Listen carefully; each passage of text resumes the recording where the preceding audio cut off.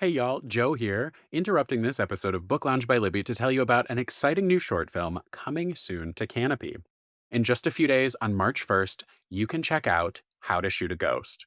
Kanopy is proud to be the exclusive library and educational distributor of How to Shoot a Ghost. It is the new short film directed by Charlie Kaufman and written by Eva HD. Premiering at the Venice International Film Festival, the film follows two newly dead young people who meet in the street of Athens, surrounded by the city's pulsing energy and the ghosts of its history. One is a translator, the other a photographer. Outsiders in life, they grapple in death with the remnants of their longings and mistakes.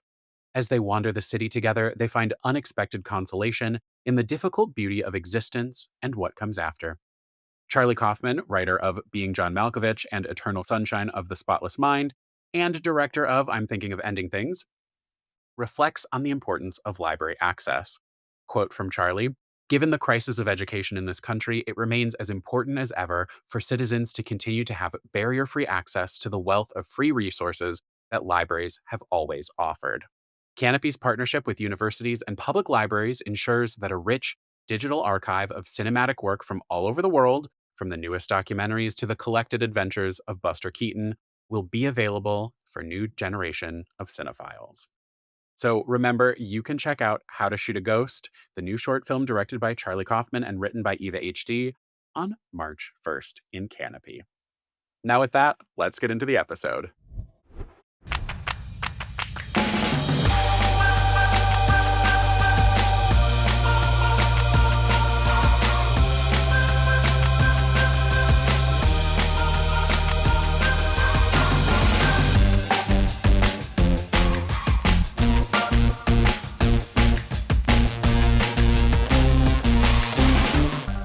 Hello and welcome to Book Lounge by Libby. My name is Joe and I am so happy you're here. Today, it is one of y'all's favorite episodes of the month. We are looking at our book release radar for the titles coming out in March 2026. I'm always excited for these because I get to just judge books by their cover and go, are you going on my list? Yes, you are. So let's see how we can murder all of our collective TBRs today. Joining me is my favorite, the incredible Amy Allen Clark from the Book Gang podcast and momadvice.com. Amy, hello. Hello. Thank you so much for having me today. This is so much fun. Oh, thank you for being here. How's it going? It's going good. I feel like this is a really good reading year. I wasn't sure what to expect, honestly. I feel like the new books are really, really good this year. I feel like last year was exceptional. So, this is I exciting. I agree with that. I feel like I finally broke out of a multi-year book slump. It was self-imposed, starting in college. And then, it took just years to burn that off and get back to a real gung-ho volume of reading. And I think part and parcel in 2025, there were so many good books that came out that I wasn't afraid to just go, oh, I'm dropping everything and I'm picking up this one that was tempting me. And, so it was easy to finally feel like maybe I'm keeping up with you and Kayla in number of books read in a year. How many books did you read? 153? You are reading way more than me. You're reading way more than me. You have 96 to get through for one of your lists alone. No, I know. No, it seems like I read more. And I think that was one thing that we were talking about in our book club, that everyone thinks that I read so much. I do a lot of rereading for book club, so I always have to reread things. But yeah, I think I only did 110, but I will say a lot of my books are really high volume page count. Yes, And where I read a lot of graphic novels, manga. I would be so flying. there's, I think I had an exceptional number of really long books because I feel like this last year, things were not edited very well. I don't know if that was your experience, but everything was 100 pages too long. Why? Everything. Thank you for saying that. Yeah. Because there are moments where I go am I getting too picky? No. I don't feel like I'm picky because spoilers don't impact me. I'm not hard to please. Give me a book that hits 2 of my 10 loves and I'm sold. As long as there's a good audiobook version and all of that, I'm pretty golden to just roll. So I'm with you. I feel like they're always a little too long, or the one meandering piece that Right. either they needed to push to make those 100 pages justified and give some direction, or cut it. Like, Yeah. I feel like there were enough things that there were whole swaths that I could go, if you cut this, not only would it tighten up, it would make things make a little more, or just be a little neater. I don't think Yeah. make more sense because I don't feel like I read anything that just went like, what are they trying to get at? But there were definitely moments of like, you didn't really need that. Right. Well, and I generally feel like romance should never be more than like 300 pages and Thank everything is like you. 500 pages. I'm like, why? So that was like the trap. And also Yeah. like just prepping. I know you understand this, but for guests, it's Yes. like an entirely different reading experience when you have to prepare for a guest. So I spend a lot of time, trying We're to figure out what we're gonna researching. do. Yeah. And we make each of our guests stay for a spoiler chat. So you really have to be solid all the way through to be able Yeah. to pull them behind a paywall and be like, let's talk about the specific decision that you made. It's Yes. a whole other thing. So I'm giving myself grace, but I do want to read like 25 more this year. So we'll see how I do. We'll see. That's the goal. I I don't ever set a number for myself because that's a guaranteed way for me to then read nothing. Um, I would love if I had another 150 book year. Great if it happens. If it doesn't, I'm just happy I'm reading. Like Yeah. I'm happy anyone's reading. If you read one book last year, proud of you. If you read three books, fantastic. Like what, there's no, Right. I have nothing other than for people to do whatever they're loving. Um, but yeah, I also think of that 153, like 53 of them probably were graphic novels. So, Yeah. because Yeah. I'll binge through a series when given the opportunity, and that could be anything from 4 books to 25. So, Yeah. And I've been trying to do a classic every year. So Anna Karenina, na na na na. Try and say mhm, that a few times fast. That's this can hardly year's. say it once. I So, know. So I'm like, okay, like I'm trying to break it down in small chunks. So, I yeah, applaud you for that, for trying yeah, to read a classic because I think of doing that and then I get so angry that a canon exists and then I yeah. can't read it. Oh my gosh. Well, and I do think audiobooks really help that process. So, reading Without a along with the doubt. audiobook. Yeah. I found out that one only on Spotify, I guess, has like this full cast narration. And I save my premium credit because I'm never going to go get through like 15 hours of Anna Karenina. I use that for that specific task. And it's really nice because just fun fact that it intercepts throughout the chapter. So it's not just one chapter, this voice. So it's like Oh, really helping my brain understand who is talking and what is this about. So, stay yeah, focused it's just like a and glorified soap opera for those of you that have not read it. So, yeah. never going to be mad at that. Mm-mm. Before we dive into our March book picks, you have two things that you'd like to plug. You have two free guides to browse with recommendations from your blog. Can you talk a little bit about them? We've got the 2026 debut books, which is 43 incredible titles, and the 2026 new releases, which is 47 book ideas from seasoned voices. Yeah, so I have to do this a lot, like putting together the guides for our readers. And, this year I set out to not only have the guide of new releases with our seasoned authors, but to separate that into debuts. My show primarily celebrates debuts as, Mhm. our lane. So I wanted to be able to keep track of, all of our guests and have one landing page for them as well. So these guides, you can just get all of these book ideas there. And I'm actually working off of my own guides today to help kind of gather up for you for March. That's incredible. Like I said, they are linked in the show notes, so you can check out both of these lists. They are free, but if you would like, you can always support Amy on her Patreon for the Book Gang podcast. Amy, would you like to start us off? Yeah, sure. I am going to start with The Shock of the Light by Lori Inglis Hall. This has been recommended for readers of The Nightingale and In Memoriam. It's a historical fiction story that explores siblings who meet shockingly different fates, but whose bond will last forever. As World War II takes hold across Europe, these twin siblings are eager to do their part.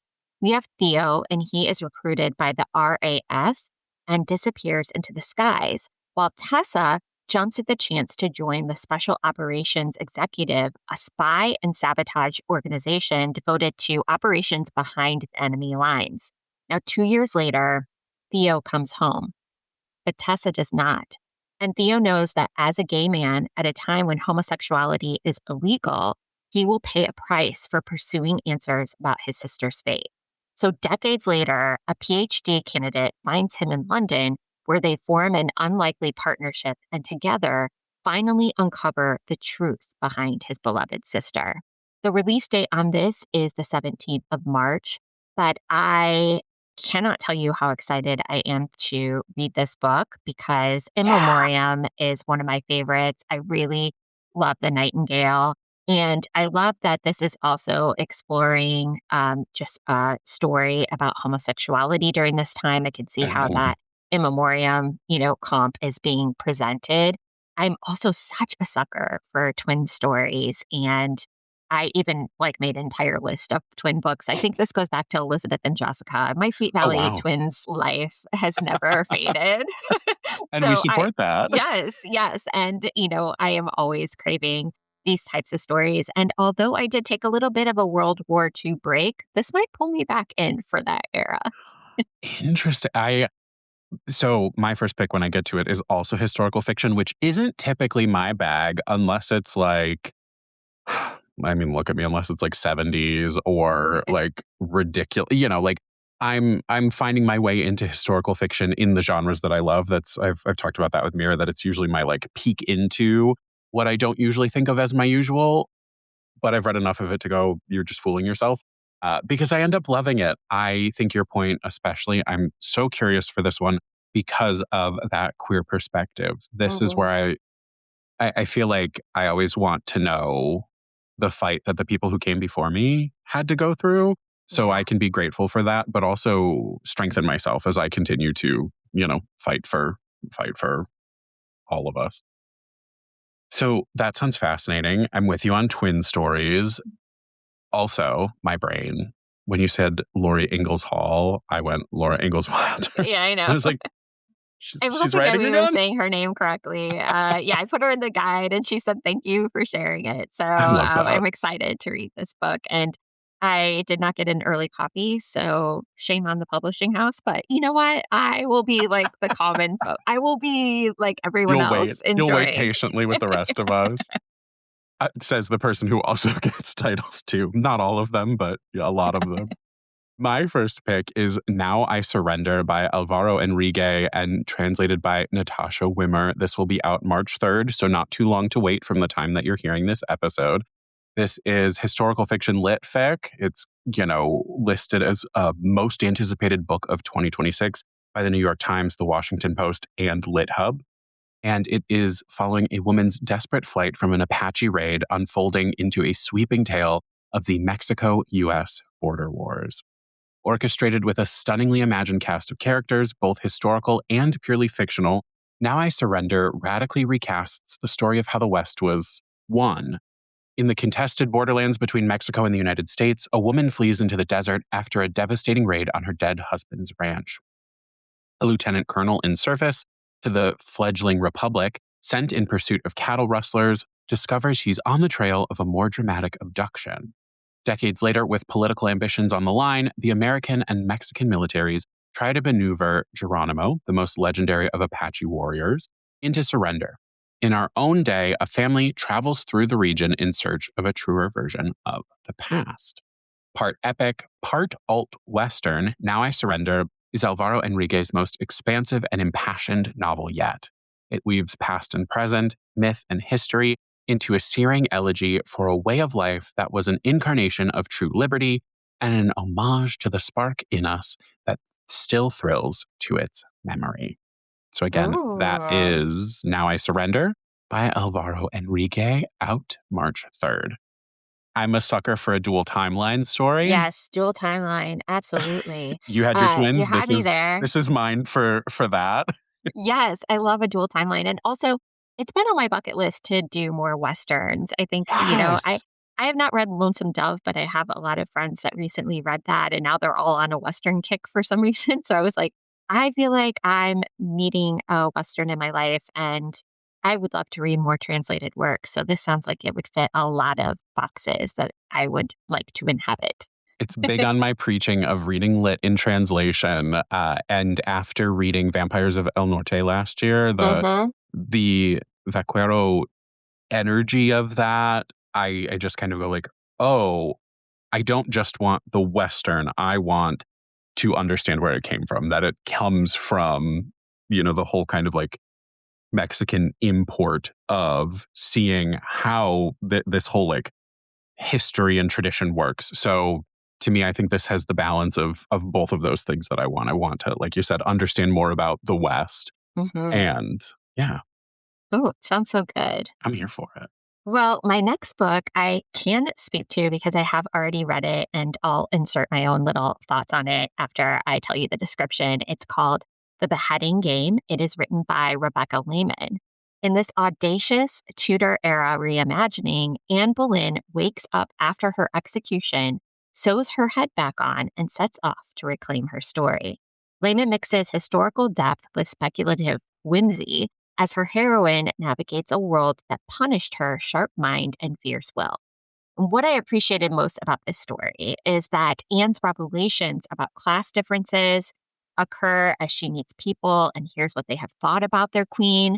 She has an awakening to her own desires. This does go into sapphic territories.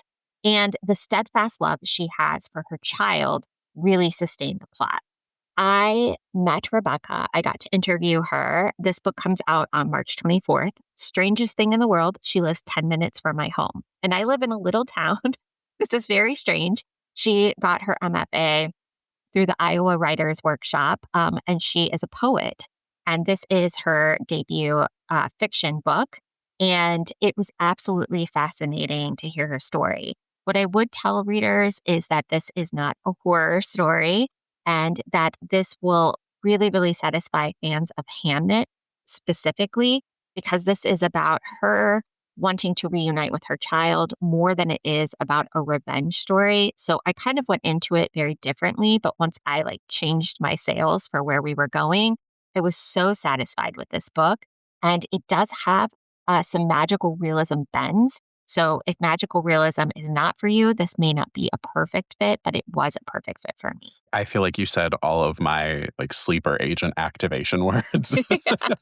Magical realism, sapphic leanings, like Yes, yes, just it's the so fact that good. she wakes up after her beheading and sews her head back on. Like, And it is so sensory because, yeah, she talks about, in our interview that the type of casket that they put her in was very small. It was intended to carry like bows and arrows because she didn't have a head. So when she wakes up in this casket, she really has to like think very hard about putting her head back on. And it's like, well, it's kind of like baking a pie, or it's kind of like sewing a dress.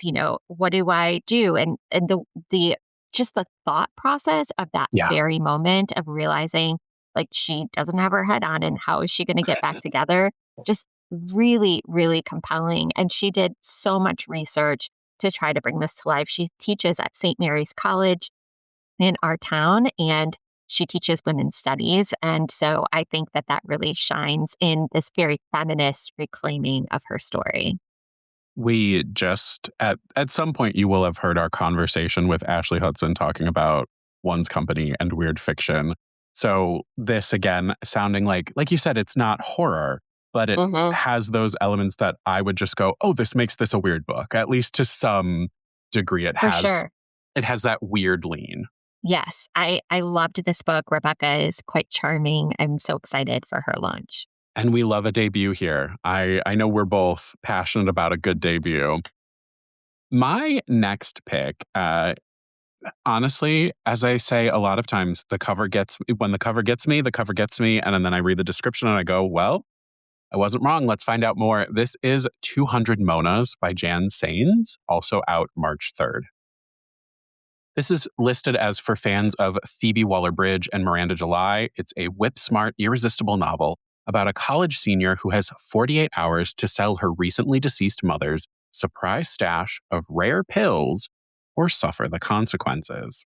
RV Keening is just trying to get through the week. Tantalizingly close to leaving her college years at Westminster University behind, all she has to do is pass her finals, pack up her life, and ship off to San Francisco for a prestigious big pharma internship. The problem? RV just found 200 hits of Molly in her dead mother's closet. And when two drug dealers come to collect what they are owed, They reveal that the pills are not Molly, but Mona, a rare pharmaceutical that induces intense orgasms. The dealers give Arvi an ultimatum: sell 200 Monas in 48 hours or die. To aid in her seemingly impossible quest, Arvi recruits Wolf, Westheimer's resident drug dealer, who also happens to be infuriatingly charming and distractingly sexy. In a race against the clock, Arvi and Wolf barrow through their college town, leaving a series of erotic shenanigans in their wake, appealing to the horny coeds, lonely barflies, and a mysterious sorority whose sisters have their own ideas for Mona's potential uses. But if Mona has a knack for unleashing visceral reactions in the body, what will it unlock in Arvi, who has been repressing grief over her mother's death for weeks? Unashamedly brash, bold, and blistering, 200 Monas is a truly one of a kind read, a playful and honest examination of sexuality, grief, and a sharp, searing love letter on how to release all that's inside you. So, again, that is 200 Monas by Jan Sains, out March 3rd. I know it Wow. doesn't sound like my usual pick, but wow, right? You are pushing the envelope with this one, Joe. Thank I you. just gotta say. As soon as you said Miranda July, I was like, oh, okay. Uh-huh. Like here we go. It's gonna be an awakening of some kind. Like I'm so curious. This could be bonkers, honestly. You know me. I'm always looking for bonkers. I'm always looking for bonkers. I mean, I saw the cover, I read the description, and I went, this has to go on my list. Like, Yes. this is just one of those that, like, when so many portions pull me in like this one did, even when there are other things that are like, oh, that doesn't usually sound like my kind of read, that's almost where I go, like, something is moving me to step outside the box. So this is my plea to the listeners of every once in a while when you go, I don't love all of that, but I love parts of that. Like, something's Yeah. pulling it, just try it. Yeah. Worst thing that happens, you DNF it. Like, Sounds like whatever. a weird fiction pick. I'll take Sounds like it. it. I love it. I love it. Well, my next pick is The Fountain by Casey Skyska. Hopefully, I'm saying her last name correct. This one is actually probably one of the most anticipated of my reading year. It is described by Emma Straub as Tuck Everlasting for grown-ups. The novel follows Vera Van Valkenburg, who hasn't set foot in her hometown for 188 years. Forever 26 and able to heal from any wound, Vera returns to the Catskills determined to unravel the secret behind her family's immortality and perhaps find a way to end it. And that is March 17th. And I can't wait to read this. I did not, do too much with the setup here because I Yeah. think part of this book is probably discovering why the fountain of youth, is so prevalent and how this family gets to unlock this magical ability. But I'm very intrigued that this is like set in the Catskills as a location for the fountain. I want to know more about why that is. This Yeah. idea that this is Tuck Everlasting for grown-ups. I think that a lot of us would love to escape into something like that for a grown-up reader. So, I think that endorsement really, really shines. So I'm excited to read this one. I love that comp because you say Tunk Everlasting, and I immediately see like Alexis Bledel, and I'm just like, oh, okay, sign me up. Yeah. The But cover is very intriguing too. the You'll have to cover, look at it. Yeah. yeah, no, I've got it up right now. The cover is just like, oh, Yeah. okay, It stands out because it's different than everyone else's right now. So and I it don't know. That's what leans. caught my eye. I feel like it also leans a little 70s inspired, which is, Talk Everlasting, what, 75, I think, give or Yeah. take. So I love that. And another debut. Yeah. We're Debut. all chasing the fountain of youth. Let's take it back a little bit. Let's make it more magical than whatever hideous things are happening right now. Please, let's make it magical. Let's not make it lip filler. Let's make it Yes, yeah. No magical. more lip fillers, please. Come on, celebrities. You look weird. You looked great before. That's why you were already Unrecognizable famous. people. Right. I know. I know. I have so many faces just came to mind that I was like, oh no. I know. My next pick, so I think I might have done by date, which is rare for me. But my next pick is also coming out March 3rd. This is the title got me. The Disappointment by Scott Broker. It's a queer humor fiction It is set during a doom-fated vacation to the Oregon coast. The disappointment follows a couple trying to hold close to one another, while a bent reality warped by personal losses and an ever-increasing drift toward the surreal threatens to unravel them. I read just that brief blurb and it's like, that really sounds like a Joe book. It's the night before a much needed vacation, and Jack, a former playwright mourning his failed career, catches his husband, Randy, packing his mother's urn. They had agreed no mother on this trip. Parents, living or otherwise, aren't the ideal guests for romantic getaways. But Randy has been carrying his mother's remains everywhere since her death, and he isn't ready to let go now. Despite its natural beauty and kitschy charm, the Oregon coast does not provide the respite the couple seeks. Instead, their surroundings and encounters with locals grow increasingly surreal as the days pass. An overly dedicated method actor, Tantra-obsessed neighbors, and a child environmentalist who may be able to communicate with the dead are but a few of the characters whose presence exposes long-simmering tensions that threaten to undo Jack and Randy's marriage, to say nothing of their hold on reality. Told with sly, irreverent humor and shot through with dark currents of envy and longing for something other than what one has, The Disappointment explores the mutual exhilaration and terror of being placed center stage in one's own life. Again, that is The Oh, Disappointment by Scott Broker, out March 3rd. I haven't heard anything about this one. That sounds really good. I don't know if you have buzzwords, but sly humor is always like one I'm like, I'm in. Yes. Thank you so much. Yeah. I always get scared when I see like humor fiction as a genre. So then Yeah. when it's met by words like sly, absolutely with you on that.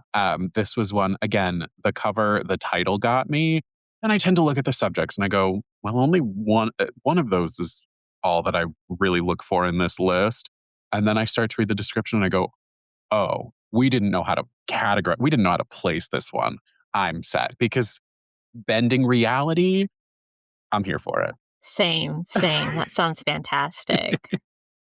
Well, my next pick, I also have read and have interviewed the author. This is called Where the Girls Were by Kate Schatz.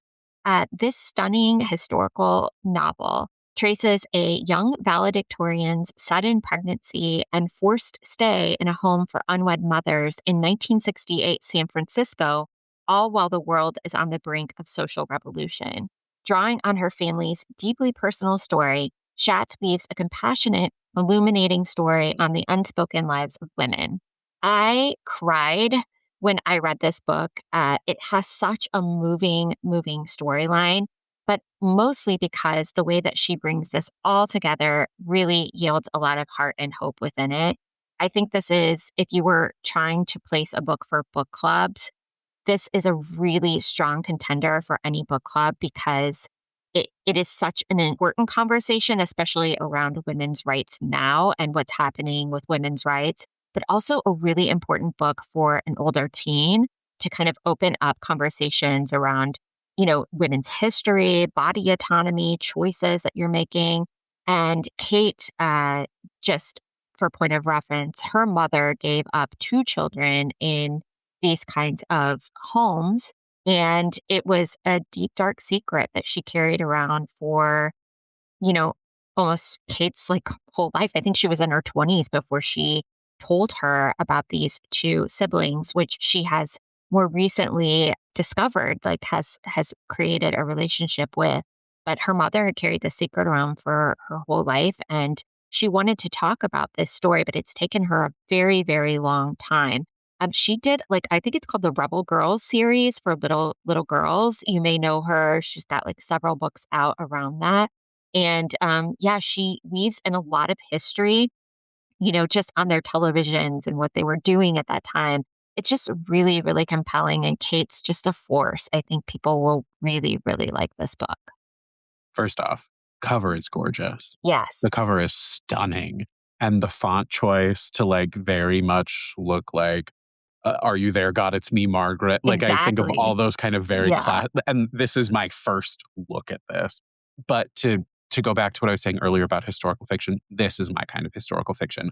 When we are talking about those missing, those hidden, those lost, those forgotten, because society wanted to push them away, this is what I want. This is what I go to historical fiction for. Absolutely. Yeah, this comes out on March 3rd, and I will say one other element that I really loved about this is it's got a very gothic feel Yeah. to it, the home that they live in. So if you love books with gothic settings, I think that she really makes this a very like claustrophobic kind of experience when they are there.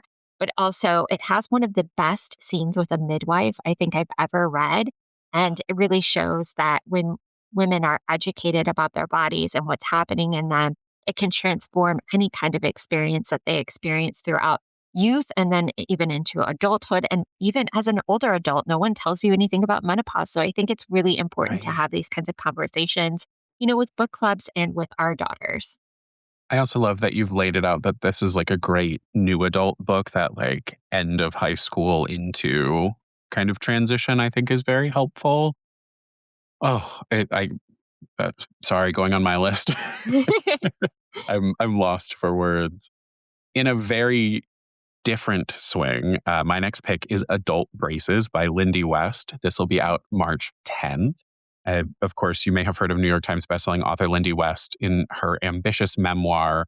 Well, this is her ambitious memoir, but you may have heard of her from Shrill. It was translated into Oh, the show, the book, all of that good stuff. But she brings readers along an uproarious cross country road trip as she unpacks her last few tumultuous years, rediscovers herself, and reinvents her marriage in the process. Through Shrill, the book, and then the Hulu series, Lindy West became an inspiration. To this day, she is stopped on the street and hailed as a beacon of empowerment by women who felt badly for not conforming to a narrow set of societal norms: thin, straight, compliant. But behind the scenes, Lindy never felt like she was the self actualized woman fans made her out to be. When she found herself in the throes of a deep depression, with her marriage and sense of self worth hanging in the balance, she knew she needed to make a change. In Adult Braces, Lindy shares the story of her rock bottom and the journey she took to claw her way out of it. With her trademark candor and sense of humor, she examines her post Shrill emotional implosion, her shifting feelings about traditional marriage, and her search for her long lost self. She also tracks the highs and lows of her journey, from eye opening natural wonders and kitschy roadside attractions to lackluster tourist traps and campground epiphanies, which I can't wait for that. I love a road trip. I love a road atlas for us.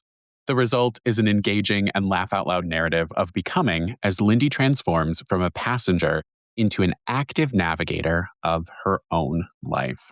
Again, that is Adult Braces by Lindy West, out March 10th. Unintentionally pairs, I think, fairly well with your last pick. yeah, absolutely. I'm sure, I can't imagine what it would be like to be famous in that way and then, Right? To weathering blow your up own that way, private yeah. yeah, and be revered in that way. And then, also navigating just the normal people trials that everyone is going through, but you're supposed to be like this poster of inspiration. It Right, to really have puts been you in a made to be a conundrum. yeah, to be have made to be a monolith. Yeah. Like, "Oh, you now have to be representative of how to be, like, fat and happy about it, like, fat and proud, and you have to be all of these things figured out, and you have to be all of this." And whether that's how we internalize what other people are saying about us, whether that's how we're internalizing what society says about us, I think the journey to get there and kind of, like, recognize and reconcile after the fact is also really, really meaningful. I'm excited to check this one out. Yeah, that sounds really good. Well, I'm gonna switch gears. I have a Please. dark fairy tale. It's Ooh. called Lady Tremaine by Rachel Hochhauser. Hochhauser. I don't know if I'm saying her name correctly. Rachel Hochhauser. Lady Tremaine reframes the evil stepmother in the Cinderella story into a layered protagonist whose life behind the glass slipper is far more complex than any fairy tale. With lush prose and sharp character work, she invites readers into the minds of a woman shaped and warped by ambition, loss, and family secrets. You should expect in this book some sharp social insight, gothic undertones, and a narrative that upends the very idea of the classic fairy tale antagonist. I loved this book so much that it ended up making my best books of the year list because I got to read it a little bit early. And I just interviewed Rachel just a couple of weeks ago about this story. I think what readers should know about this is that this is very much a story about motherhood. Obviously, she is the stepmother to Cinderella, but she's also the mother to her daughters. And I loved the ways that Rachel used these hinges to the real story, but creates entirely new storylines. I don't want to rob anyone of those experiences. But again, I hate to bring up Hamnet, but it does have a very strong overlap with it. I asked her what her book comps were, and she, I believe, said Circe as one of her book comps. So if that is a book that you are really into, I think you'll really like this. I will say that the ending is very campy. So this has a very serious tone to it, but as it goes along, the way that all the fallout happens at the end of the book is, kind of playing with the idea of what a happily ever after really is. And at its heart, it's just about a mother trying to do the best that she can for her kids. And she's been put into a very impossible situation financially, losing two husbands, and also a rival of the queen. So very, very fun. I loved this book so much. I think it is a book for every reader. I cannot imagine someone who wouldn't love this book. I know you love this book because you recommend books to me. You recommend them to me, but very rarely do you sell me a book. And this is one of those books. Like I said, you've recommended me many a book, and they're always delightful when I pick them up. But there's a shorter list of when you sell me on a book. When you say, no, put down everything else and read this book. And this is one of those. And Yes. that's how I know that you loved this. I love this. And Rachel also owns like a jigsaw puzzle company. Yes, And she made a puzzle of her book. which is So so for those cool. of you that are very into like audiobook experiences with a puzzle, you could even buy the puzzle from the author and actually have a completely immersive experience. And every one of her puzzles, I believe, has a playlist of music, which is quite interesting. So Oh, you just have a very enhanced experience. I think it's just beautiful. And her sister is a painter and paints a lot of the puzzles that they put together and collaborate on. I love that. I know the strong overlap between reader and puzzle doer. Yeah. And I feel like Are you a oh, puzzler? I am not a puzzler, I, but I I have want a so puzzler in desperately my to life. be. Yeah, I want so desperately to be, but I am like very singular in my tasks. While I am not singular in my tasks, I have never puzzled, but I do build a Lego set. So Oh, okay. I will like audiobook with Yeah. Lego, but yeah. I Yeah. I'm not a puzzler, but I have a puzzler in my life. I can't have like two wheels going all the time. Ooh, I need to have 2 wheels or otherwise the whole car falls apart. Like, that's when everything stops. It's like you're only doing one thing, slam on the brake. Oh, We gotta do 3 things at once. I love this. Since I was a child, if we were watching TV as a family, I had a book in my hands. I was doing both. I was crafting a project. Like, I feel like if my hands could do it, I would be like a knitter or a crocheter Yes. because that's like the ideal, but Yeah. I can needlepoint. That's the I love to knit closest. dishcloths while I like, because it's like, it Oh, doesn't have to be anything right. It too doesn't have to have a, like, intricate. perfect final Right, product. exactly. Yeah. It's like, you're gonna use it on your dishes. Who cares? Oh, I might need you to teach me how to do Yeah, I that. can. I've taught a ton of A people. a later Zoom where I'm just sitting there like, "Okay, Amy, I'm lost again." We'll definitely do that for you guys live. It will be really exciting Oh my god, wait, for the real fans. but we make not a book lounge episode, but just to post on YouTube later, the 2 of us, Yeah. just come knit with There you go. us. Yeah, Some people are doing reading sprints. No, we're knitting. that's right. You joke, but I might take you up on that. Okay. Content is king. Similar-ish vibe, maybe, perhaps. We'll see. Go with me on this one. My next pick is The Valley of Vengeful Ghosts by Kim Fu. This will be out March 3rd. That seems to be my hot pub date for the month. It's listed as a most anticipated book of 2026 from Time, Book Riot, and Chicago Review of Books. If any of those mean anything to you, hey, let's see what it's all about. From the critically acclaimed and award-winning author of lesser-known monsters of the 21st century comes The Valley of Vengeful Ghosts, an eerie, spellbinding novel of grief and guilt with a razor-sharp eye for the absurdity and melancholy of the internet age. In the aftermath of her mother's death, Eleanor is unmoored. For years, her mother orchestrated every detail of her life, from meals to laundry to finances, so that Eleanor could focus on her career as a therapist. Left to navigate the world on her own, Eleanor clings to her mother's final directive: use her inheritance to buy a house. Desperate to obey her mother one last time, but finding few options she can afford, Eleanor impulsively buys a model home in a valley turned construction site, a picturesque development steeped in a shadowy history. It feels like a fresh start until the rain comes, an endless, torrential downpour. As water seeps through the house's cracks, the line between what is real and what is not begins to blur. Haunted by the stories of her clients, a stream of workmen and bureaucrats she can't trust, and visions of ghosts from her past and present, Eleanor's reality unravels, and she is forced to reckon with the secrets she's buried and the dark choices she's made. Ooh, good pick. Good Uh-huh. pick.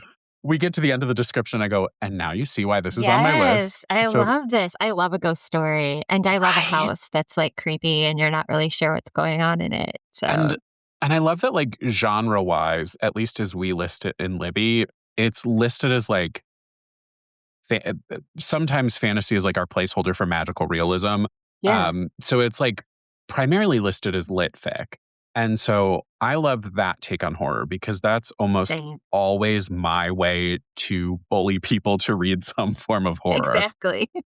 I feel like when lit fic does horror, it strips out all of the tropes and elements you come to expect if you're a typical horror reader. And this takes you to the root. Like this is the knot at the ball of yarn that is the trauma we're unpacking in the story. And that is grief. That is loss. And that is taking on the emotions of others. So excited to check out The Valley of Vengeful Ghosts by Kim Fu, out March 3rd. That sounds perfect, and it Right? actually overlaps really well with my next pick. I I love when it have happens. Underwater. I'm not even kidding, by Tara Menon. This is an intense atmospheric novel that centers on Ariel and Marissa's fairy tale friendship as their lives overlap with a tight-knit community of researchers on a nearby island. Together, the girls learn to swim their way out of danger. But then comes a wave that Ariel can't outpace, leaving Marissa gutted with loss. Years later, she is back in New York, adrift and haunted by the memory of her friend. Over the course of 2 fateful days, as another cataclysm approaches the city, the past begins to flood back. So that is the concept of this story. It comes out on March 17th. And everything about this, again, atmospheric is a buzzword for me, but also friendship stories, island catastrophes. I'm in with all of this, like a story about grief, about loss, all of that. I can't imagine a more perfect book for myself.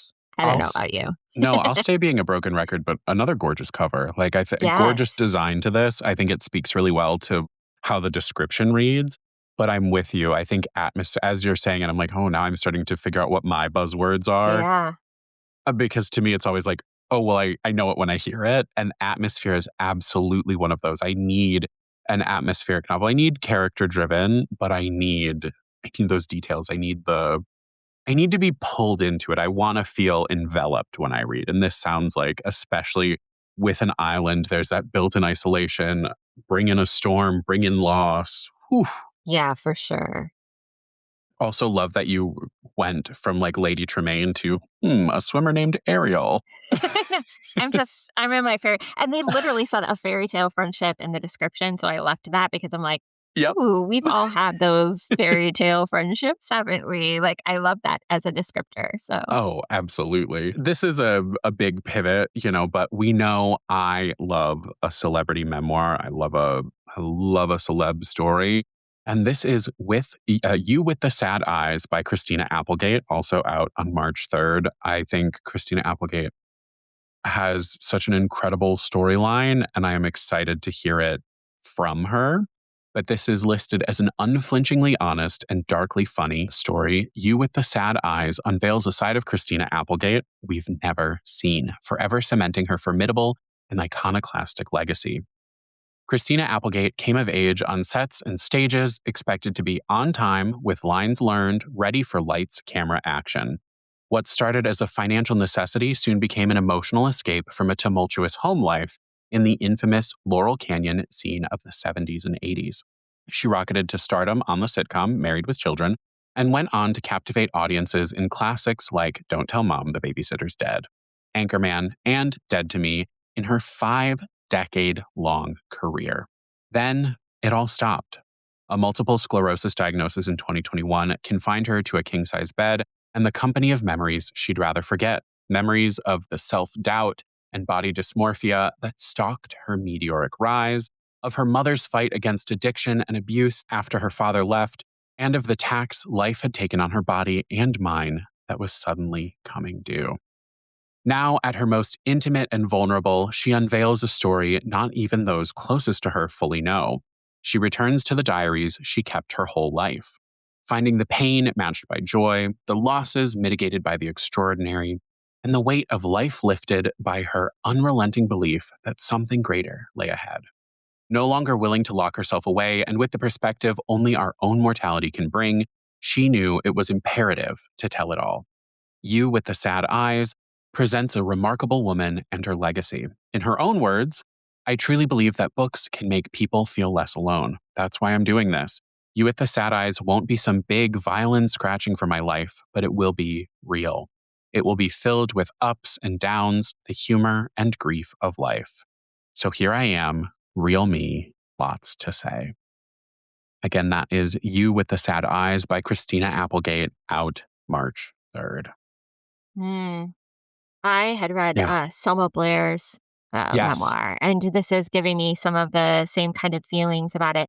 I feel like with hers, she definitely, I was expecting going into it being more of a chronic illness memoir, and it's more about her childhood, I think, than anything. So, for me, that wasn't as big of a component as I had hoped as someone with a chronic illness. Right. But, seeing how women weather the spotlight while also navigating chronic illness has been really compelling to me as someone who has navigated similar things. And I think what you're saying in this description, where she's trapped in a king size bed. I mean, Right. you are forced to confront your own memories when you have nothing else to do, when your body is trapping you in a situation. And I'm sure whatever she has excavated will be meaningful and poignant and important. Right. And I thank you for that. I love that perspective because, right, to me, this one is not, while I love celebrity memoirs, I love them across the board for the, like you said with Selma Blair, the kind of like general exploration of life. I just read Tim Curry's memoir, which was brilliant. And same thing, like looking at a whole career, all the way down to Tori Spelling, who started me with my love of Mm, celebrity memoir, which is yes. that's kind of the instance of, and I say this with love and respect, Tori, if you're listening, trashy. Like the kind of like Yeah. the Bravo popcorn that some people lean to celebrity memoirs for. I lean to it for all of it, but this one to me, more than anything, stands out because of exactly what you said. This is for everyone. Often when we do these monthly book picks, I will like once I start to pare down my list, the celebrity memoir is usually the one that gets knocked off because right, it doesn't always bring what I want to bring to an episode, but this does because this is a deep dive exploration. This is a chance for someone to feel heard or to have an empathy and understanding for what other people are going through in all varieties of chronic illness. And what really stands out to me in this is the line of like, it's finally coming due. Like that, aside from being trapped in a king size bed, it's also that flip side of like, well, now I have to deal with this. Like the Hmm. piper is here demanding to be paid. So Yeah. very much looking forward to this for different than my, like I said, I listen to for all variety of reasons, but this is the kind of like, ooh, this could be the like gem that we don't get very often. And I'm very grateful that she did this and I'm very much looking forward to it. Yeah, I'm sure it will be so compelling. Hmm. Well, I'm definitely switching some gears here. I'm going to talk about a book called That's What Friends Are For by Wade Rouse. If you're not familiar with Wade Rouse, you probably are. Wade also writes under the pen name Viola Shipman. So there's a lot of readers that really, really adore Wade and their writing. But Wade has only written one book under Wade. It is Magic Season, which is a memoir that I cannot recommend enough for anyone who would like to dig into his, childhood story. It's a memoir about him and his father navigating very different life paths politically, and then when he has to care for him, the one thing that brings the two of them together is the love of baseball, and it's called Magic Season. So I want to mention that. But he has never publicly really talked about or explored in his fiction life what it's like to be a gay man. And this book is going to explore that for the first time. He is describing this as a very vulnerable experience for him because he's never really talked about it. So Wade Rouse delivers another poignant, hilarious, and heartwarming story about the joy of chosen family. In sunny Palm Springs, Theodore, also known as Teddy Copeland, and his three friends have turned their golden years into a golden era, hosting monthly drag tributes to the Golden Girls and savoring life together. But when Teddy's estranged sister, Trudy, arrives with her dramatic granddaughter, long buried secrets and old wounds resurface, testing the bonds of their unconventional family. Now, I love Wade, and I just think he is just so fun. And I will say that this sounds like it is going to be absolutely perfect for the Guncle fans. And I really appreciate that he is talking about that is an act of bravery to write like this. I think this is just an interesting idea, especially I want to say I don't want to like put an age on it, but I want to say he's in his 60s, and the fact that he's never approached this in his fiction life and that this is going to be so deeply personal to him really intrigues me, and I'm very excited to read it. It comes out on the 3rd of March, and his publicist is a dear friend of mine, and she just talks about this book a lot, and I think it's going to have a lot of attention this year. Oh, this one was going to be on my list. Yes. And, listeners, as we prep these episodes, I will have a good 40 tabs open of all the different books I'm considering putting on my list.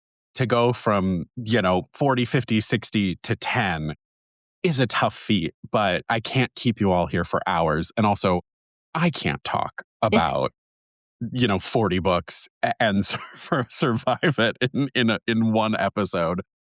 But this book, when your list came through, I was just like, oh, good, okay. I've got a space back, because this absolutely speaks to me, from the like immediate recognition of the Dionne Warwick song as the title, like being able to Yes. hear it, looking at the book, and all of the vibes just being so correct. It's going to ruin me in the best way possible. And sometimes you need that, like, because this has that full journey of wreckage, like we're confronting it all. And I need that. I tend to read in tropes at a time. And sometimes my favorite way to transition between them is with a book like this that's absolutely like up my alley, but not falling into any of my usual camps. Yes, absolutely. Well, my next pick, I'll pivot us again, is Strange Girls by Sarvat Hassin, and this is out March 10th. Let's go into it. It's an award-winning international author's US debut about two estranged friends who are forced to reunite over one feverish weekend and reckon with the choices that tore them apart.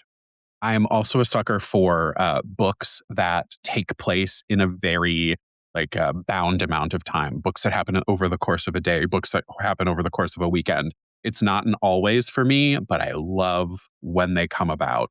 A decade has passed since Ava spoke to Alia. During the years of silence, Ava's life has remained at a standstill, while Alia got the one thing they both wanted more than anything: a book deal.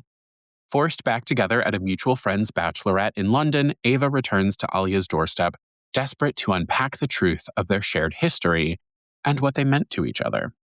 When the two first met in the halls of their historic campus, their connection was electric. Alia and Ava created a world of their own through the stories they wrote, influencing and borrowing from each other's work. But when the end of college loomed, the real world began to pull them in opposite directions. Was their bond ever truly as strong as Alia thought?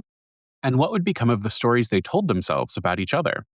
Weaving together the friends past and present, Strange Girls is an ingenious portrait of a fraught friendship and an exploration of the ties forged in the intensity of the college experience and the scars left when they break. Ooh. Yeah. So I'm with Strange you. I love Girls. a condensed timeline kind of Yeah. experience. Give me a week in somebody's life or a couple of days, instead of these long sprawling decades. It's so fun. I love the way that tension builds in that like we as the reader are also like just as much as we're going like, how is Alia going to get all the answers she needs in a bachelorette weekend? Like we're also feeling that tension of how are we going to make it to the finish line? And I think this kind of friendship drama dynamic really lends well into a tight timeline. Hmm. So again, that is Strange Girls by Sarvat Hassan, out March 10th. Great pick. Thank you. Well, I'm going to give one, and the description is giving nothing. And I even did mention this to the author. I was like, I love thanks when for that telling happens us though. nothing. And she was like, ha ha ha. Yeah, sorry about that. But that Dang. we're trying to keep all the mystery alive. I'm like, I don't even know. I'm like, you can't even imagine when you have to do these release guides or Yes. tease something and you're trying to condense it into a couple of paragraphs. It's like, I actually don't know what this book is about. So I'm just going to tell you, I actually don't know. Could be this. Could be. I don't know. We'll find out together. All right. So this is The Truth About Ruby Cooper by Liz Nugent. This darkly twisting novel centers on Ruby Cooper, a woman with a fragile grip on reality, whose carefully constructed life begins to unravel in shocking ways. Okay, expect psychological suspense, unreliable narration, revelations about identity and truth. Liz Nugent is known for layered thrillers that upend reader expectations, and this gripping character study will keep you questioning what you think you know about Ruby and her world. And that is all I know. I do appreciate a thriller with a very sparse synopsis personally, but I loved Strange Sally Diamond. And that is how I personally was introduced to her work. I know she has other books, and some people have really gravitated towards those. But what I will say about Strange Sally Diamond, I will be curious as if this theme continues since we're using Ruby Cooper, Sally Diamond, we're giving these names. But Yeah, what I Beth didn't Sapphire expect is in next. that, yeah, was it's a very, very dark book, but it has a very strong sense of humor, and it also has found family themes. I wasn't expecting a found family in this very, very dark story of a girl disposing of her father. It's just wild. So I am looking forward to the story. I did try to ask Liz, please tell me more. And she was like, haha, there you No. go. So, You're not haha, that special. no. You will find out like everybody else. So I have no other information, but this comes out on March 12th. And I hope you're intrigued. Just I'm expect exciting things. We'll all find out together. I'm absolutely intrigued because I'm with you. Like, I gotta go back to what you said. One of the hardest things about what we do, especially with an episode like this, when you're creating lists, like it is to talk about additional entries in a series without giving anything away. So if you're, having to find a way to condense the actual description to pull out all the spoilery bits to go like, this is a continuation. I can only give you so much. But having to condense that yourself and go, what isn't a spoiler? Right. Or the flip side of when they do I have give nothing. the Yeah. sparsest description known to man. Like Yeah. there will be times where it will just be two sentences and it is a repeat of like the differently phrased blurb. So you Right. have nothing to work with. So Yeah. you effectively have one whole sentence. That was the hardest blurb of all, the Yeah. 78 titles or whatever that we did this year. I'm like, Mhm. I don't know anything. I have absolutely no information for you. So, yep, we all find out together. And, it's a mystery. She's keeping the mystery alive for the reader, I for will sure. say Goodreads has a slightly different description from what you Ooh, do read. you want to share it? Sure. Ruby Cooper and her sister Erin live an idyllic life in their close knit church community in Boston. But when Ruby is 16, she is involved in an incident that causes her family's world to implode. across decades, the fallout leaves a wake of destruction behind Ruby in Dublin and Aaron in Boston. Not that Ruby wants to speak about the past, but it can't stay secret forever. So Okay, you did get more than I did. I they have it wonder listed why. as fiction, mystery thriller, Irish Okay. literature, Ireland. So Okay. maybe as I'm like, is Well, you have to think too. Yeah, I was doing this guide like months ahead of oh, time. So maybe at that point they had like nothing up. I don't even think they had a cover actually when I did my guide. I don't think they did. And Okay. even when I was adding your list, the only reason I have Goodreads linked is because we don't even have it like updated yet in our system. So Okay. like it's in on the back end, but it's not in like a public facing place. And by the time this episode goes live versus when we're recording, it will be linked to Libby, but in our notes currently. So That's so funny. it's that like fun. That's She's a another one of the great thriller layers to this. writer. I'm very excited from what you described Oh, of Strange Sally Diamond is for yeah. you for sure. Okay, well, 1,000%. I'm adding that You to the will love list. Sally. Let me tell Okay. you. She's an unusual girl and you will enjoy it, the experience. Ooh, okay. Bumping that up the list. I just started a book. If not, it would be the next I'll read. see you in 24 hours. I'm telling you, it's that You'll get kind of the reading. Yeah. live texts We'll be again. knitting and all of this. Yeah. We'll be knitting. I'll have one AirPod in listening to it and just going to Amy, I And can't live believe. streaming. We'll be silently knitting. You're listening to a book, I'm listening to a book. You're like, Perfect. no, that your stitches are off. And I go, oh, okay, Perfect. holding to the camera, this look Yeah. right? Premium and content. and Premium content. just me going, I can't believe. And she goes, and you go, what chapter? Yeah. Well, I'm gonna pivot again. I stay on my soapbox about literature and translation. And looking at this, March seems to be offering a lot of it because I think half of my list at this point is lit in translation. I love Japanese literature. It does something so different that we don't have in our writing. I think it just has a different Mm. experience. And I was listening to the Smoshcast at the time we're recording, it was this week, but they were talking about like just saying things in other languages and the conversation of how in so many languages there are words that don't have a translation, that there is not a one for one, that it would require a whole sentence or several sentences to describe the feeling. And I think when I read literature and translation, that is what I get the taste of. I get that feeling. And I don't know what it is. To me, there's just something about it that I find really fulfilling. Mm. It's an understanding that is different than when I'm like gaining new perspectives. This is just the like, I feel like I'm absorbing something.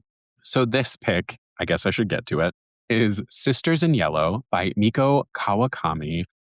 And let's dive in. So from Miko, who is an award-winning author of Breasts and Eggs, comes a bold novel of sacrifice and the tumultuous bonds of sisterhood set in the gritty Tokyo of the 1990s. Also, I love a Sold. 90s story. Sorry. I love 90s. Take me back. Right. Well, you Well, you know, were a baby. I like had a whole lived life at that you had point. I you was had a in high life. school. Yeah. Oh, okay. Well, fair. I'm Gen X. Like I'm sorry, I, but we are the coolest generation, I I feel like. forget that. I forget that Yeah. every time. I'm like, Hmm. Amy, you're just like me. We're just kids. I know. Like nobody knows. Nobody needs to know either. Mm-mm. So we're following Hannah, who has nothing. She's 15 years old and living in a tiny apartment in a suburb of Tokyo with her young mother, a hostess at a local dive bar. They have no money, no security. Then Kimiko appears. Kimiko is older, a bright light in Hannah's dark world. Together, they set up Lemon, a bar that, despite its shabby setting and seedy clientele, becomes a haven for Hannah. Suddenly, Hannah has a job she loves, friends to share her days with, and the glittering promise of money. She feels like a normal girl. She feels invincible. But in the narrow alleys of Sangenjaya, nothing is as it seems. Soon, all of Hannah's hopes, her optimism, and her drive will be pushed to the limit. A story of enduring friendship and deep betrayal, Sisters in Yellow is a masterpiece of teenage dreams and adult cruelties that confirms Miko Kawakami as one of the great writers of her generation. Ooh, this sounds so good. This This is sounds so also like good. my sneaky way into like, Catnip. yeah, well, right. It's catnip for me. Every word in there is like dreams, but I feel like lit and translation also gets me to read more like lit fic. But this is also listed as a thriller because of a lot of the elements within it. I think this is going to be gorgeous. There's a pull quote from Haruki Murakami on it that says, I can never forget the sense of pure astonishment I felt when I first read Miko Kawakami. Like, I'm sorry, the top shelf brand of author giving a quote like that. Yeah. I'm sold. Sign me up. So if you're looking for like a different experience, maybe try out Sisters in Yellow, March Yeah. 17th. Oh, that sounds really good.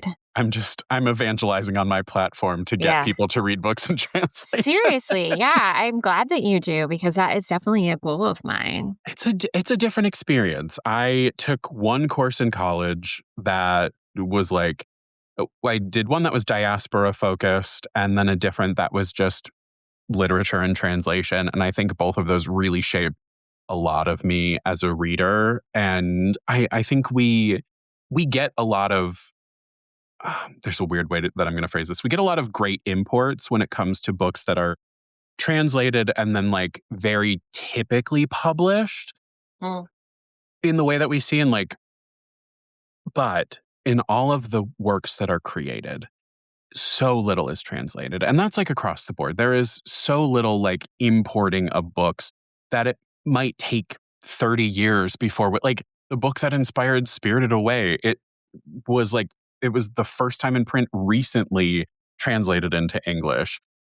So there's so much we miss out on that. I don't know. I feel like it's another great way if you're a writer and you want inspiration and you maybe are feeling blocked or stuck, completely shake up your palette. Same thing if you're in a reading rut. It might be difficult to try a new genre. So instead, find your genre and find a book that's translated into your first spoken language to be like, this is going to take me out of it because the sensibilities are often just like different enough to really, really shake you up. Yeah, I'm glad you bring that up. I feel like I need to have you on my show to put beginner training wheels on for people with books in translation I'll do it. because it is a skill I would like to acquire, like a more solid stack to get Yeah. started. I've only read a few, and that's definitely on my bucket list. So thank you.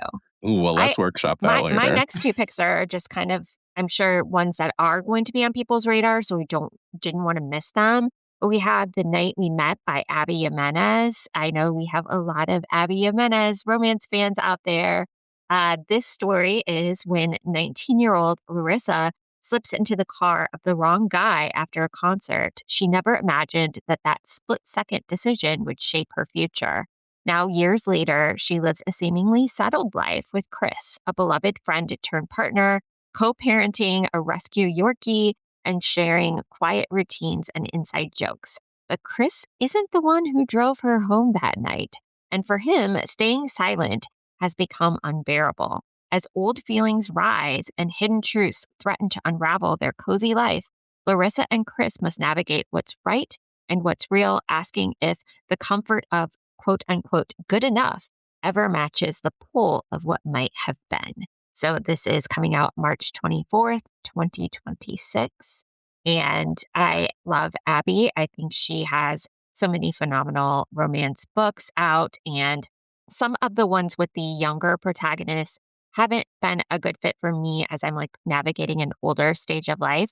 But I want to mention this because I think that her books are really great for especially Gen Z readers who are looking to kind of dive into romance. I think she's great for that. But we also have fans that just want to like maybe, escape a little bit, or you have a She's daughter great around that age, escapism. right? Like Yeah. my daughter is 20. And so, I am, you know, thinking of it more, I think, with the parental eye now than I was before. But I love what she does with her books. They always have such great lessons. And I think she Mhm. does a great job of weaving in emotional storylines that also are threaded throughout. So you can usually expect to cry at least once in an Abby Jimenez book if you haven't gotten her yet. So I love it.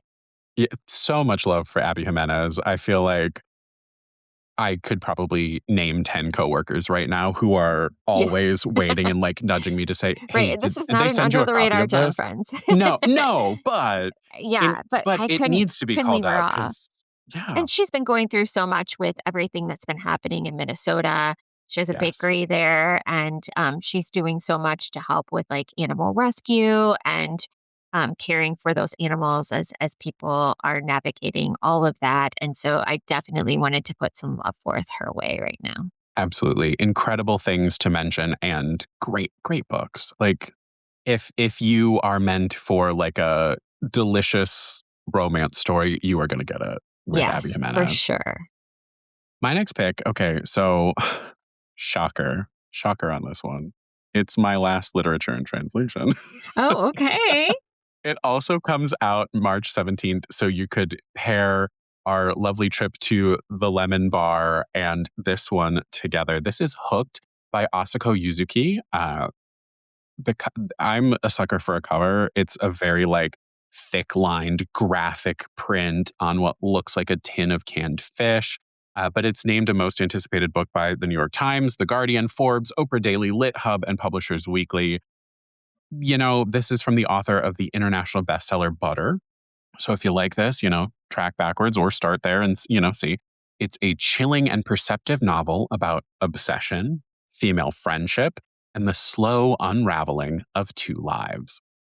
Eriko's life looks perfect, from her prestigious job at a Japanese trading firm to her spotless apartment and devoted parents. Her newest project, to reintroduce the controversial Nile perch into the Japanese market, is as ambitious as she is. But beneath her flawless surface lies a consuming loneliness. Eriko has never been able to hold on to a real friend. Enter Shoko, a popular lifestyle blogger whose work Eriko follows obsessively. Shoko lives a life of controlled chaos, messy apartment, takeout dinners, a kind, easygoing husband. She writes about daily contentment, though her fractured relationship with her father gnaws at the edges of her happiness. When Eriko orchestrates a chance meeting with Shoko, air quotes on that one, the two women strike up an unlikely connection. For a fleeting moment, Eriko believes she's finally found what she's always longed for. But as her fascination turns to fixation and Shoko's carefully balanced life begins to dissolve, both women are pushed to breaking points neither of them saw coming. Deftly translated by Polly Barton, Hooked is a taut, provocative novel about modern womanhood, the hunger for connection, and the quiet, ordinary ways our lives can spiral out of control. With razor sharp insight and disarming empathy, Asako Yuzuki explores how far we'll go to be seen and what happens when the ones who see us don't like what they find. Ooh. Uh Did you read huh. Butter? Did you I read ha- that one? I Okay. haven't yet. Um, I feel like I'll find things and then I like load up a fat stack and then I get absorbed into something else. Yeah. So I'm excited to be finding basically both at the same time because while I wait for March 17th, I get to read Yeah. Butter. It actually just came in on Libby while I'll we be were in interested to this. hear what you think about that one. Yes, That's I can't amazing. wait. I am in my tinned fish era, so I feel like it's just the cover is speaking to me then. See, then I know. get it on your list, tag I it, know. I check it love out. it. I Uh, love it. Again, Hooked, Asako Yuzuki, March 17th. All right. Well, my last book is Here we also go. a very familiar name. It's Once and Again by Rebecca Searle. In the Novak family, every woman is born with a remarkable gift, the magical ability to redo one moment in their life. Lauren has long lived in the shadow of her mother and grandmother's bold examples, never knowing when or if her own chance will come. Returning home to Malibu, she reconnects with her father, her past, and Stone, her first love, who shattered her heart years ago. As old patterns resurface and desire collides with memory, Lauren must reckon with the decisions that have defined her and the possibility that one pivotal choice might be hers to change. So this comes out March 10th. Everyone I know absolutely loves Rebecca Searle. She always has these great magical realism tropes and ideas in her stories. And I fell in love with her book, The Dinner List. If people haven't read that, where just someone invites all the people, when you say, who would you have join you for the last meal? And it's like Audrey Hepburn and then like some dude from corporate. I don't remember, but it is like a very fun like idea of like matching, people Yes. from your modern day and also like these characters that you have always loved. And so I love her stories and what she brings to the magical realism stack. So if you are curious about this one, it's called Once and Again, and that will be her latest magical realism tale. I mean, longtime listeners of the show know I'm always looking to add to my magical realism stack. I cannot wait for this. That sounds incredible. I love weird juxtaposition. I'm Joe and I love weird books. Like Yeah. here we are, no surprise. Speaking of no surprise, my last pick, if you were wondering where the queer horror was on my list, well, let me end with it. This is Wretch by Eric LaRocca. It will be out March 24th. Look, from rising horror star and award-winning author of Things Have Gotten Worse Since We Last Spoke comes a nightmarish, haunting, tech gothic thrill ride about sorrow, memory, and the unabashed complexity of love as a transgressive act. Hello, so many good words there. Tech I know Gothic. tech goth, exactly. Is I'm this like the first? Or is this like, I'm like, what is going on? This has to be some kind of like break. I'm here for it. I knew I was going to get you with gothic, Okay, so the I'm tech pandering a Gothic little is bit. like, oh, like my Spidey's senses. I'm like, See? ooh, I actually know a couple of books that now that I think about it, like, I guess I never thought of it that way. Right? I'm Okay. always impressed by like what words we buzz into things that Right. then we're applying to old The stuff new later. subgenre Right. that you never knew you needed. And then suddenly we're like, how do I find more? But so let's dive into Wretch. After his husband dies, Simeon Link finds himself overcome by grief and seeking comfort in an unusual support group called the Wretches, who offer an addictive and dangerous source of relief. They introduce Simeon to a curious figure known as Porcelain Caw, a man with the ability to let those who are grieving have one last intimate moment with their beloved for a price. Hallucinatory, fiendish, and destructively beautiful, Wretch transports us to a world where not everything is as it seems, and those we may love may be the ones who haunt us the most. So I'm coming to you with Nice. another short description with nothing to give you other than Good. enough good Don't buzzwords. tell me a thing. Right? I love Don't it. give me any more. I But that, know. again, is Wretch by Eric LaRocca. It'll be out at the end of the month on the 24th. Ooh, that sounds really good.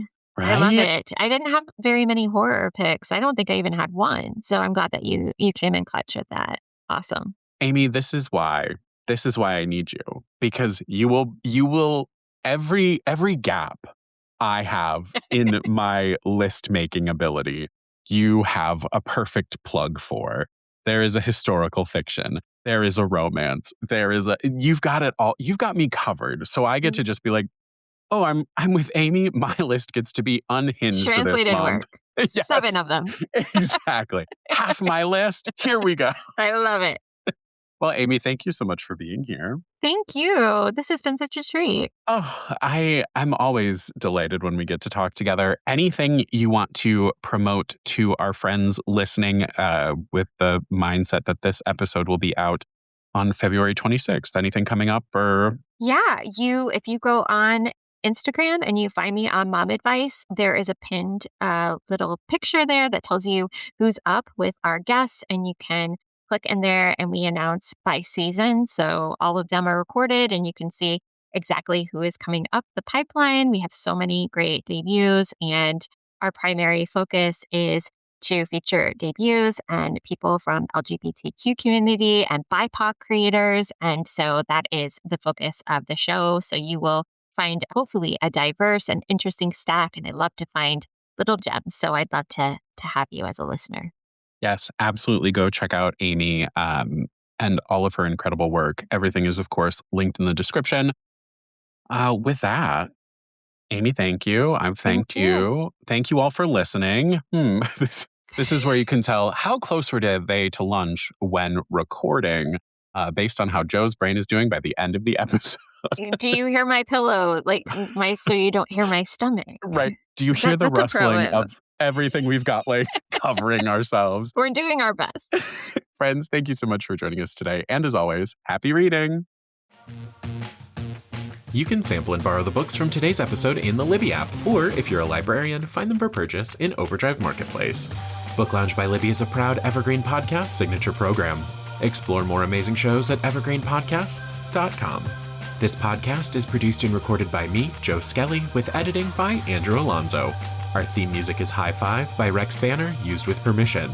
Book Lounge by Libby is presented by the Libby app. Learn more at libbylife.com/booklounge.